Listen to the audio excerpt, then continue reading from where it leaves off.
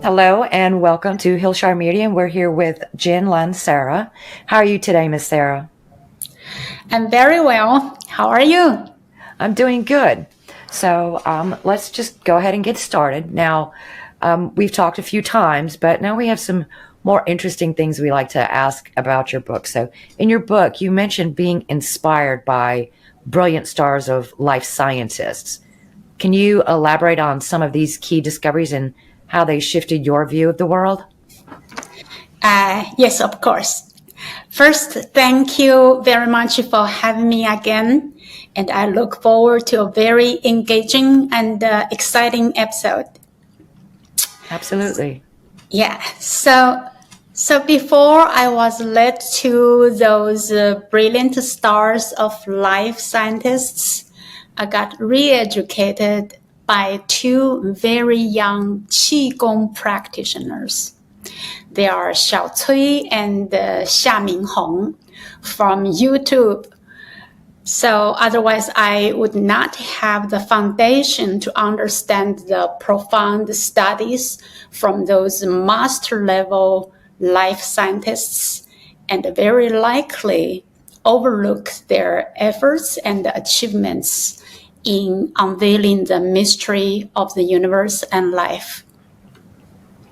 Okay. So in one video, Xiao Cui interviewed Mr. Sha Minghong, a life science researcher and a new Qigong practitioner who did not believe in Qigong, although generations of his ancestors were Qigong masters.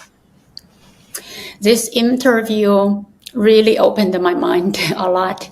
So it not only helped me to understand why Qigong and the meditation are actually the same thing, but also helped me to realize how prayers work.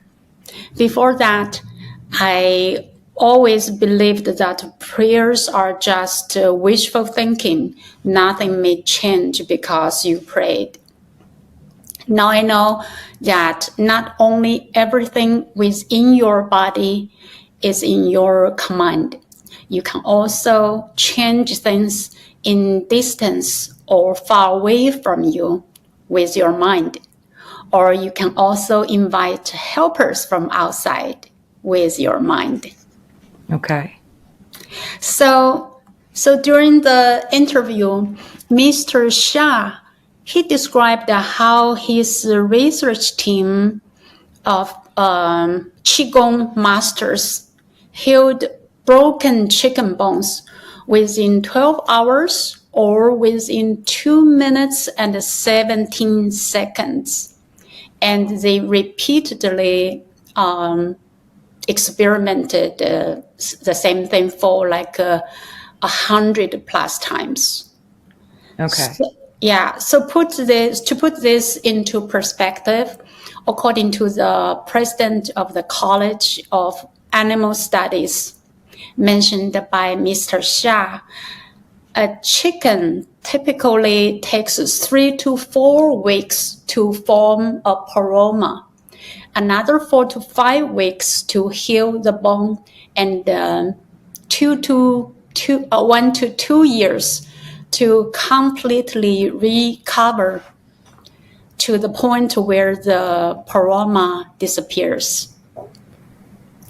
So in the best case scenario observed by Mr. Xia's team, it took an incredibly brief 2 minutes and 17 seconds for a broken bone to heal completely, leaving no trace of the prior fracture. So unfortunately, this rapid healing occurred so swift that his team couldn't capture all the necessary X-ray images during the process. So instead, they cited a case that took 6 minutes and thoroughly documented in their published research paper. Okay.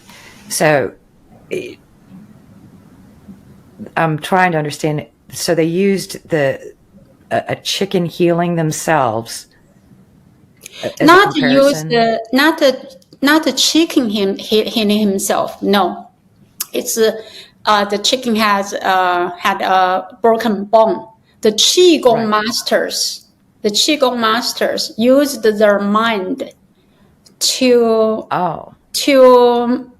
put the chicken in how should I say, relax, right? In peace, and then they manipulate the age of the chicken back to when it was not broken.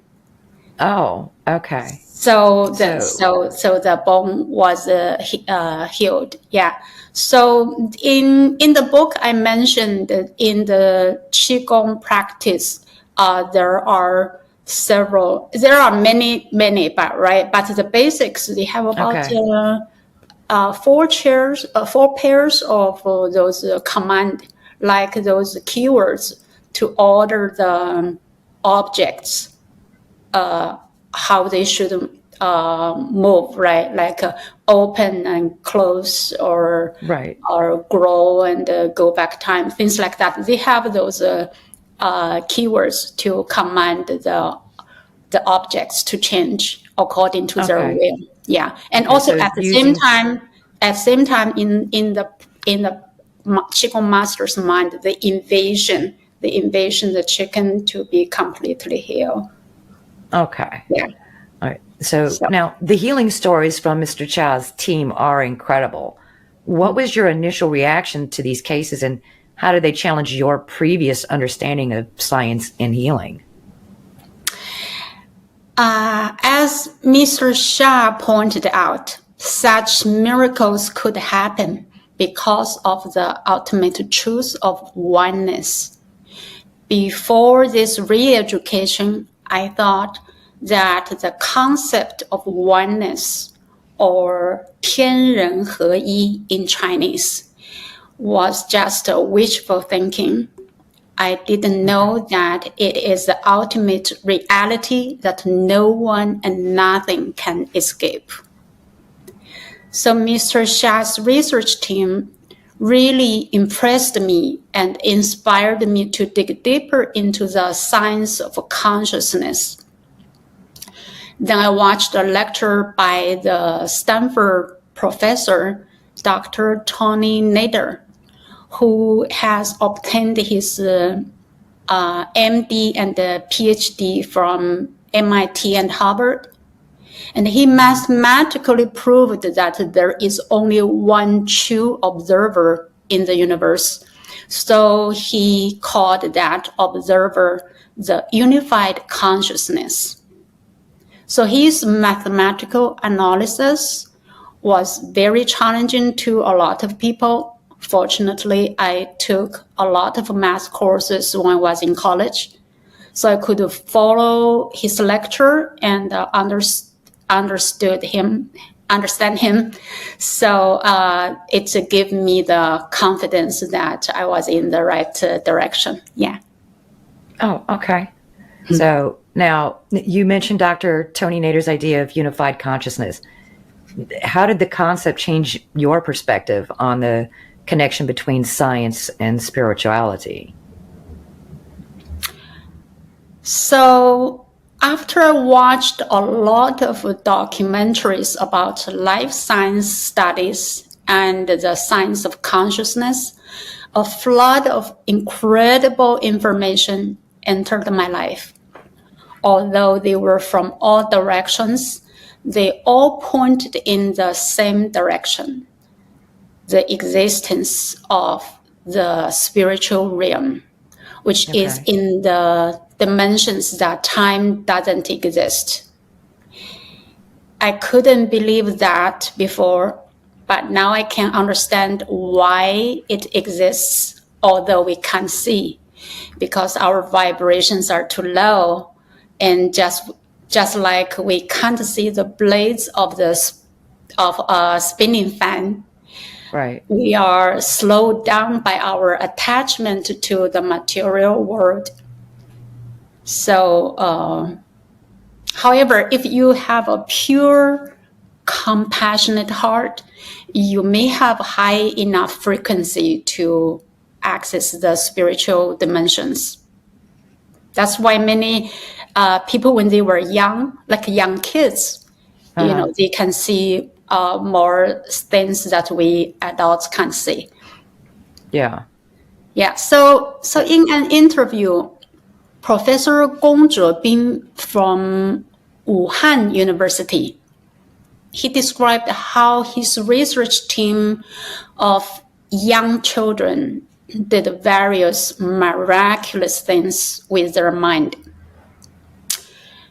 So, although Professor Gong himself did not open his own third eye, the gateway to the spiritual dimensions, he trained a group of pupils to open their third eye, that they could operate in the spiritual dimensions and then project the requested results into our space-time reality for the research. So the professors give them goals and request the kids to manipulate the objects into the condition the professor requested. Yeah. Okay. So Professor Zhou analogized those young researchers like the service dogs to the blind people. Life scientists need them to do research in the spiritual realm, just like the aeronautical physicists need astronauts to study outer space. Right. Yeah. So Professor Gong especially emphasized that there is no requirement or conditions to open the third eye except age, because the Taoist teachings believe that all human beings were born with the third eye open. Just our overuse of the six senses and the food we consume caused it to be calcified and dysfunctional. And he even showed some videos of those young children's lab works and mentioned some very interesting details of his research. For example, in a video clip of his research team, a boy was moving a glass bottle on a glass table with his mind. And when the interview asked Professor Gong what the most impressive things that the pupils did in his lab, and he said that there was a boy who could put a red fingerprint on a piece of paper without ink. And this experiment also did by another professor's team that I saw on another interview. So very interesting.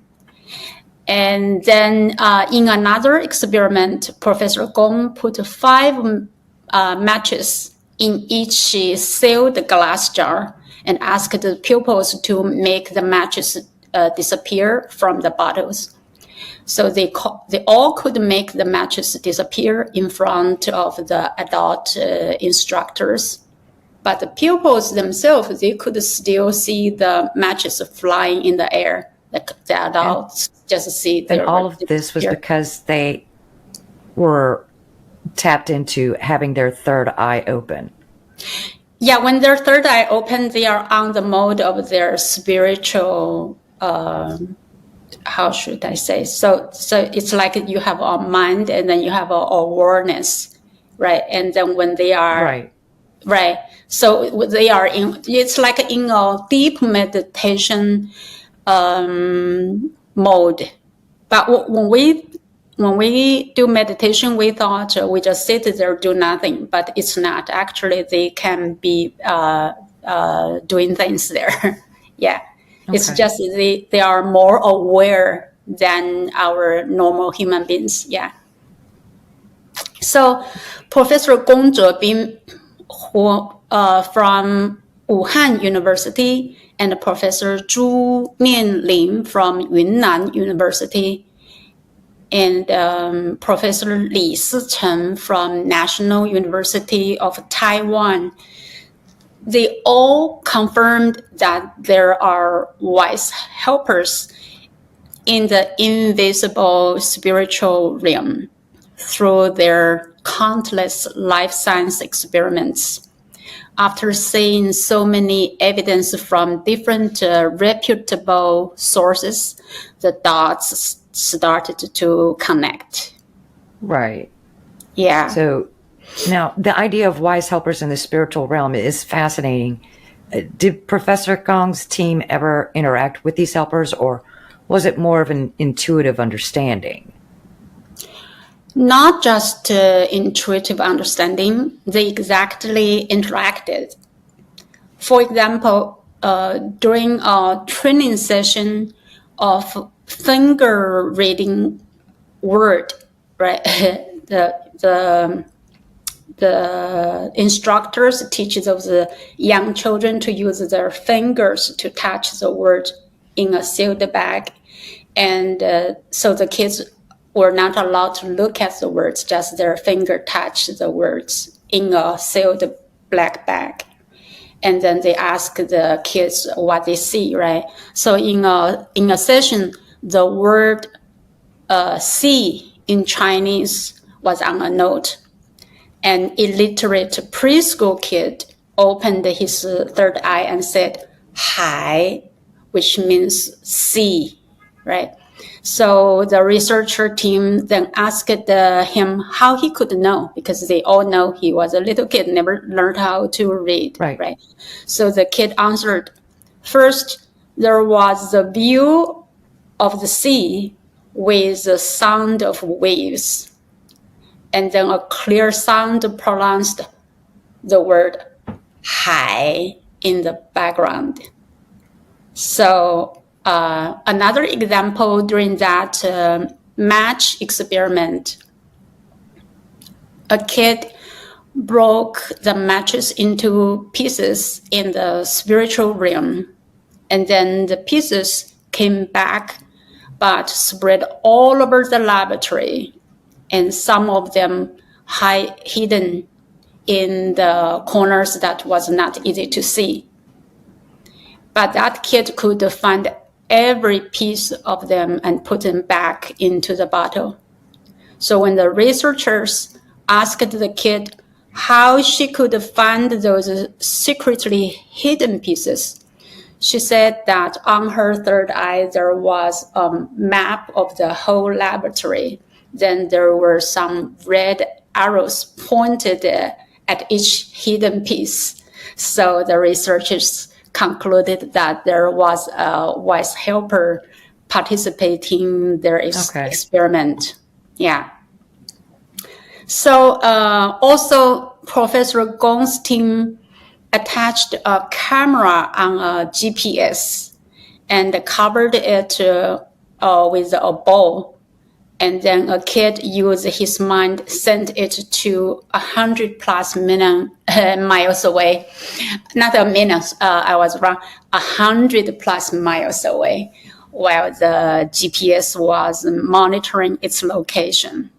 The kid later brought it back, and the camera recorded a lot of very valuable information to the scientists to study. So such credible life science studies, they are incredibly incredible or incredibly credible. Right. Yeah. So such studies, amazing studies, convinced me of the existence of the spiritual realm that coexists with everything and everyone. Otherwise, it's impossible to have such interaction between humans and non-living objects. Right. Or between humans and spirits. So just like we must have a phone to call another phone, so we also must have a spirit within us to be able to communicate with another spirit in the spiritual realm. So I was convinced that each of us has a spirit living in our body, and that spirit can independently exist without the body. Before, I was like, no idea. I thought the body is me. There is nothing else. Yeah. So, and as we get older, because, of the different things, as you stated before, that makes it, a little bit more difficult and challenging for us as adults to tap into that. But it is there, and with work and practice, we can get back to that, correct? Yeah, that's our, like we all tend to want to go home, right? Right. Why we want to go home? Because we want peace, we want stability, we want to go to where we came from. So it's also our spirit. Our spirit has the need to go back to where it comes from, which is the source of the universe. So it's like guiding us when our body is doing too much crazy things. The spirit wants to guide us back. Yeah, that's why we receive those information to show us this is true, is not what you usually believe. And then if you follow the path, you get easier, abundant life and more free. And if you don't listen, don't pay attention to those signs, you go your own way, and then you might get more hit. Yeah. Now, you rejected ancient religious scriptures for 56 years. Can you share the moment or discovery that made you consider them? What was the most surprising revelation during that transition? The first moment that made me to reconsider the ancient religious scripts was after I saw a few lab videos of Miss Sun Chuling, who made deep-fried peanuts back to life and grew inches in minutes with her mind. She also made cooked eggs back to raw and an overripe apple back to raw, and also fried shrimps back to alive. Wow. So such experiment proved that time doesn't exist at higher dimensions, because the age of anything can be manipulated at wish if you are a practitioner of the awareness. So our root is actually the awareness. Okay. Yeah. Now, the experiments by Miss Sun Tulin, they sound incredible. How did witnessing those transformations change your views on what's possible beyond physical science? Miss Sun Chuling is a highly reputable life science researcher and Qigong master from China University of Geoscience. Her whole career had been working with the top scientists of the country to study the mysteries of life through her extraordinary mind power. So I have no reason to not trust her words.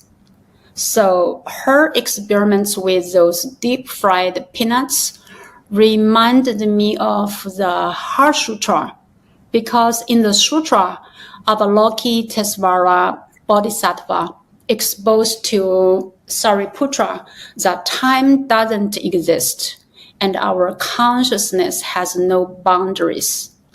I could not digest such concepts before because time is so concrete in front of my eyes, and obviously I can't know what you are thinking. So Ms. Sun Chulin's experiment proved that the age of everything can be manipulated back and forth, and there is no boundaries between her consciousness and the consciousness of the peanuts, apples, shrimps, right? So they were just like totally very clear, very transparent to each other like that.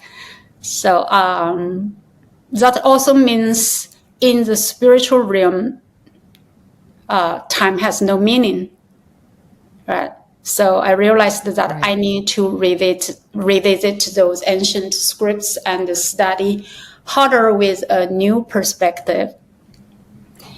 And what made me become a serious Buddhist was my father's passing. And I missed him so much, but nothing else could help me to reconnect with him. So I resorted to finding solution from the Buddha's teaching, and it worked very well ever since. It's nice to find something like that when you're looking without knowing that you're needing. Now, you mentioned rediscovering ancient teachings, especially through Buddha's insights. Now, how has this new understanding impacted your approach to life and spirituality? The most surprising revelation during that transition was that I realized that the universe has no mystery to the Buddhas. I thought that no one in the universe could know everything. But Shakyamuni Buddha said that as a Buddha, he could know every thought of every life at any time. And he said that all lives are future Buddhas because we were Buddhas before, and we have never lost our Buddha nature. We just forgot how to use our innate gifts.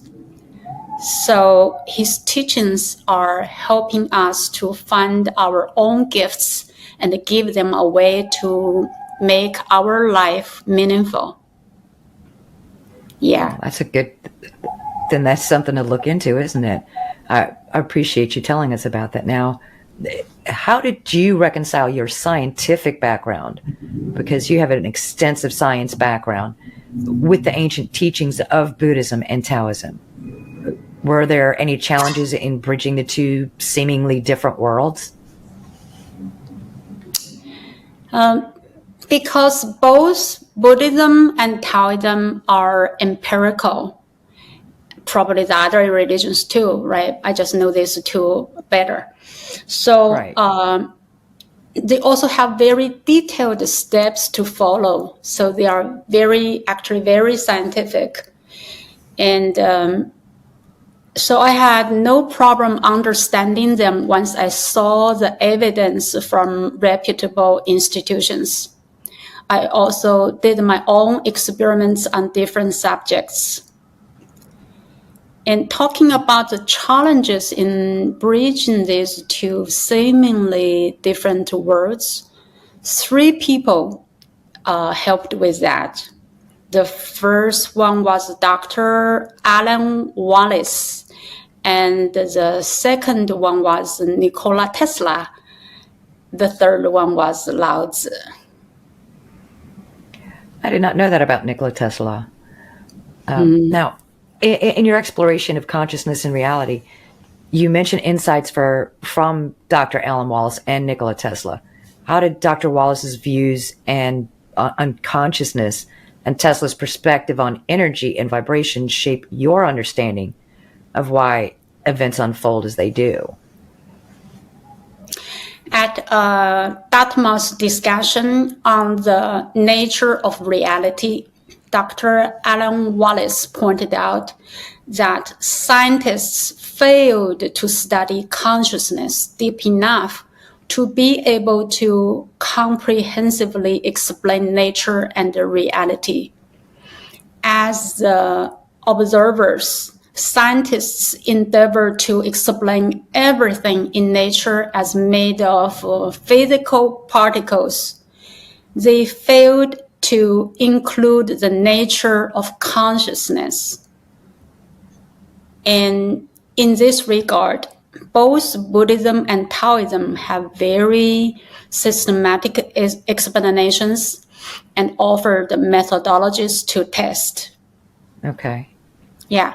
So although he left the part of consciousness, Nikola Tesla helped me to see the world with the perspective of energy. and its innate feature of vibration. So this perspective helped me to understand why things happen or not happen due to the rule of synchronicity. Yeah, in scientific language, or due to karma in Buddhist language. That means if you want good results in the future, raise your frequency or think positive and focus and be focused from today. Right. So you will have chance to synchronize with the higher vibrational beings and manifest happier reality. In other words, if you want good results in the future, seed positive karma seeds today. Yeah, and I found that that's been helping a lot recently over the last few months. I've been taking, the teachings in your book, to heart and using some of the practices. In fact, one of the part-time things that I do just for fun, because I like getting out and I love driving my vehicle. I drive a Jeep Wrangler, which is, for me, just driving, it's fun. So I drive Lyft occasionally. And there was this one particular Sunday morning that I got a fare for, it was a very high dollar fare. I'm like, okay, I'll do this one. And it turns out it was this nice little lady who wanted to go to Oklahoma because I live in Texas, and she wanted to go to the casino, which is like an hour away. I was like, okay. And I told myself, I said, okay, this is a sign. The universe is telling me this is where I'm supposed to be today. So when I dropped her off, I went in for a minute. I spent $20 and I won $100. And while I was there, a good friend of mine was having a really bad morning, and she called me upset. And I stepped outside and I told her what happened. And I said, okay, as soon as I'm done with this, real quick, I'm going to come get you and we're coming back. And I went back and I won a few $100 more. And I was like, okay, I knew that's where I was supposed to be. Something was just driving me to that said, this is where you belong today. This is what you need to do. And this is how you're going to make your friend feel better, because she was having such a bad day. And we had a great time. And it was just like, it was the perfect day for me. I was so elated for days after that. And so that's what I enjoy about your teachings, because I do that every day. I try to make sure that I find something positive, and anything that comes up that seems to be negative, I change the perspective to say, okay, there's a reason for this. So I need to take it to heart and adjust accordingly. So it's really a great thing to be doing at this point. Now, Lao Tzu's teachings on Qi and the Tao seem central to your perspective. Now, how is the concept of Qi as a conscious, formless energy and the Taoist path of refining one's spirit change the way you perceive reality and the interconnectedness of all things? This is a hard one. So I try. I think that Taoism, Buddhism, and Christianity share the same goal, that is to bring us back to our shared spiritual home. They just use the different language and the perspective to reach the same goal. So in Lao Tzu's perspective, he pointed out that the founding fabric of everything in the universe is Qi. It's like the scientists see energy is everything, for Nikola Tesla, right? So, which has no form but has consciousness within. And we see the things with no form, we also feel that has no consciousness. But in these teachings, the sages told us that everything, there is nowhere that has no consciousness. Consciousness has no boundaries. Throughout the universe, it's transparent. So, like if you are a spirit, you can see another spirit, what's on that spirit's mind, because you can see the image in that spirit's body. So, but you think about if you envision 10 or 20 different things in your mind, then you pile those things together. What you can see, you can see nothing, right? It's just you see a bunch of trash. But if you have a clear mind, then there is only one image in your body, and then the other spirit can help you to deliver what you want. It's like that. Yeah. So I've seen many videos of chi masters, and it's the most extraordinary thing to watch somebody do the things that they do because they have tapped into and have mastered their chi, which is their spirit, correct? It's not the chi, the spirit. It's like this. It's the spirit is like a fractal of the Holy Spirit, right? So our spirit has all the function of God, but most of us, we don't know we have the same function, right? So and also in the end of the teaching, the goal of the teaching is even to let the spirit to forget about the belief of a self, an individual self. So you just relax. You relax all thoughts, all ideas, all beliefs. Then you be one with God or be one with Tao. It's like that. So the Qigong masters, they try to, because most people, we have like too many thoughts, right? So what they do is they close their senses and they want to just receive energy from the universe.